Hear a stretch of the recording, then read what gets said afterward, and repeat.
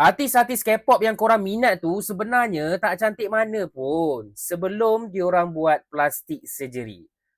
Sebelum diorang masuk dalam dunia K-pop, waktu diorang sekolah zaman muda, diorang tak ada duit, kebanyakannya muka macam yang kiri ni. Jenis yang lebar, kulit tak berapa nak putih melepak. Okey, bukanlah semua tapi kebanyakannya.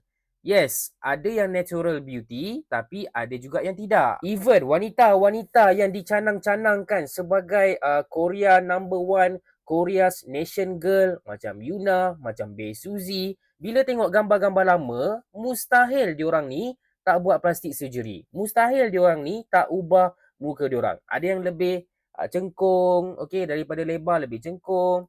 Ada yang warna lebih cantik, ada yang buat double eyelid dan sebagainya. Okey. Dan kebanyakan surgery ni kalau nak buat kat Malaysia memang mahal sangat. Dan kalau korang beragama Islam, benda ni sebenarnya tak bagus untuk ubah muka korang kan. Tapi bila diorang buat plastik surgery, bila diorang buat muka diorang daripada 40-an nampak macam 20-an, antara komponen penting yang berlaku sewaktu surgery tersebut adalah dengan kemasukan collagen fiber yang menukar korang punya age skin jadi young skin. Okay? Kulit yang dah tua-tua menjadi lebih muda.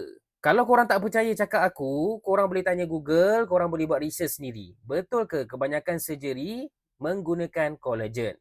Dan yes, jawapannya memang menggunakan collagen.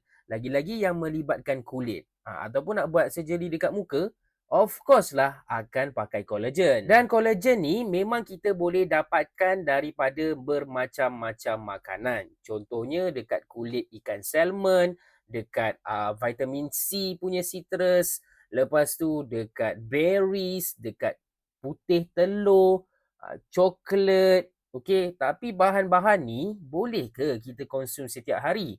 Boleh ke kita jumpa? Boleh ke kita spend duit nak beli salmon hari-hari kan?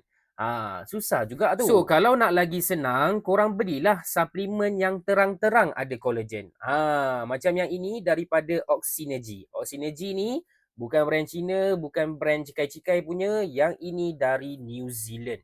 Okay, memang sangat-sangat trusted. Memang dah bertahun dah Oxynergy ni ada. Okay, sebab apa? Sebab dia dapat kelulusan dari bermacam-macam jenis sertifikat. Antaranya FDA. Dan jangan risau, memang halal. Yang ini korang ambil 2-1 hari untuk cukupkan jumlah collagen dalam badan korang. Supaya muka korang tu tak adalah nampak kerepot dengan lebih cepat. Okay, ni warna pink ni. Sekarang ni, sekarang tengah sales pertengahan bulan. Dah dekat-dekat dah ni. So, baik korang beli cepat dekat bawah.